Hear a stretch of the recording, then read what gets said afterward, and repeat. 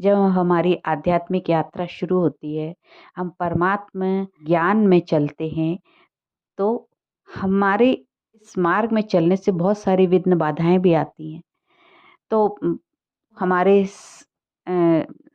संबंध संपर्क में होते हैं, हमारे घर परिवार के जो लोग होते हैं, उनको ये सब बड़ा अजीब लगता है। उनको लगता है कि ये सब अलग से क्या कर रहे हैं, इनको ये सब नहीं करना चाहिए, है ना?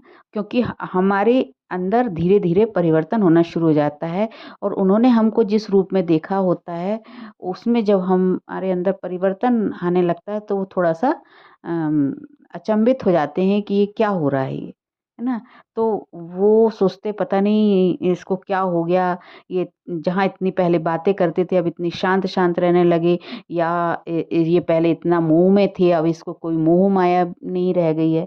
तो उनको ये नहीं पता है कि ये धीरे-धीरे जो परिवर्तन हो रहा है वो योग और ज्ञान के द्वारा जो हमारे अंदर दिव्य दृष्टि मिली है उससे परिवर्तन आ रहा है।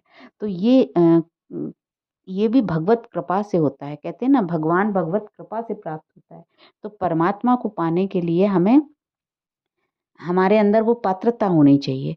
तो ये हमारा भाग्य है कि परमात्मा हमें चुनता है इस सृष्टि में, अ, एक स्टार सीड के रूप में। जैसे कहते हैं ना, जैसे यदि फसल बोनी होती है तो गेहूँ कुछ होता है, कुछ गेहूँ को रख लिया जाता है, बाकी गेहूँ को मार्केट में निकाल दिया जाता है, लेकिन कुछ गेहूँ को फिर से फसल के लिए रख लिया जाता है।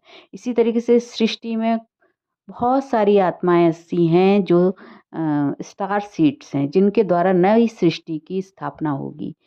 नई सृष्टि की स्थापना होगी माने नए संस्कारों का, नई मान्यताओं का, विचारधारा का, नई कॉन्शसनेस की दुनिया बनेगी। तो सृष्टि परिवर्तन के समय ये परिवर्तन का जो कार्य है परमात्मा करते हैं। तो उसमें जैसे कहते हैं परमात्मा की एक आत्मा अगर ये ज्ञान लेती है तो उससे 21 पीढ़ी का कल्याण होता है। तो 21 पीढ़ी का कल्याण होता का मतलब क्या है?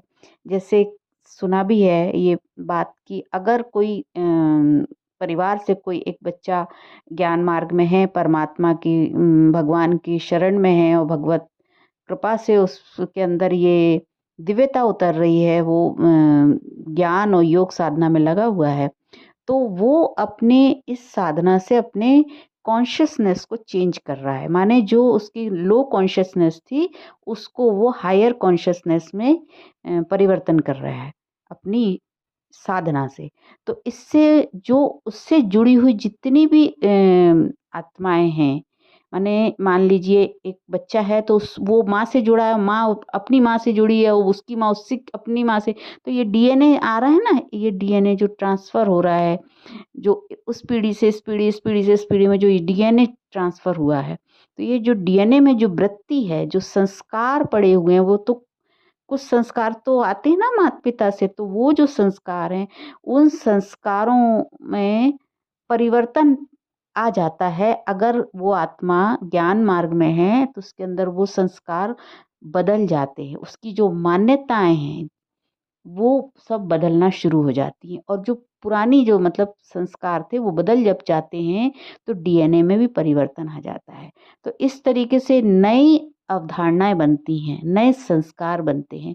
और जैसे मान लीजिए जो पिछली पीढ़ी है, अ, वहाँ से जो कैरी फॉरवर्ड हुआ है संस्कारों का, उसमें बहुत रूढ़िवादिता थी, बहुत कट्टरता थी अगर, और बहुत तामसिकता थी। तो ये जो अगली पीढ़ी है, जो साधना कर रही है, तो वो इस पीछे वाली पीढ़ी से जो लेके आई है डीएनए, उसको वो चेंज कर देती है अपने योग साधना से, मेडिटेशन से। तो फिर वो ये साइकिल है ना, फिर वो आत्मा आगे फिर जन्म लेगी, कई जन्म लेती जाएगी, और आज जो उसके माता-पिता, नानी-दादी जो भी हैं, वो किसी जन्म में फिर वापस मतलब वो जन्म तो वही होगा ना, एक साइकिल चलता है ना, ये डीएनए का साइकिल चलता रहता है। तो इस तरीके से डीएनए में जब आप परिवर्तन करते हो, तो जो ये पीढ़ी की जब दोबारा जन्म होगा, जो पिछली पीढ़ी है, तो उसके अंदर भी वो डीएनए चेंज होगा। तो आप कितने लोगों को परिवर्तन करते हो, एक परिवर्तन जब होता है तो कई आत्माओं में वो परिवर्तन होता है, ऐसा कहा जाता है। तो इस तरीके से आप मातृ पितृ ऋण को चुकाते हैं, योग साधना करते परमात्मा की शरण में जब जाते हैं। लेकिन ये बात उनको तो नहीं मालूम, स्थूल में तो संसार में क्या होता है, पितृ ऋण चुकाना है तो ये कर दें वो कर दें, पंडितों ने जो बताया, मातृ ऋण चुकाना तो ये करें वो करें। लेकिन नहीं, परमात्मा जो है वो हमें कहते हैं, और जो शास्त्रों में भी है कि हमें ऋण किस तरीके से चुकाना है, स्व परिवर्तन से विश्व परिवर्तन करना है। तो अपने अंदर हम परिवर्तन करते हैं, तब ये जो विश्व में और भी आत्माएं हैं जो हमसे जुड़ी हुई हैं जन्म जन्म से, वही आत्माओं का फिर कल्याण होता है। तो वही हमारे पितृ भी हैं, वही हमारे पूर्वज भी हैं, और हम भी अपनी इस पीढ़ी की, ये जो भी पीढ़ी है इसके हम भी पूर्वज हैं। तो इस तरीके से हमारे पूर्वज में पने के जो संस्कार हैं हमारे अंदर, हम जो अंदर नियम मर्यादाओं को, श्रीमत को धारण करेंगे, तो वो फिर धीरे धीरे आगे कैरी फॉरवर्ड होगा, और इस तरीके से फिर वही आत्माओं के अंदर, सबके अंदर वो ट्रांसफ़र होगा, तो फिर उनका भी कल्याण हो जाएगा। इस तरीके से ऋण चुकाया जाता है अपने पितरों का। ओम शांति।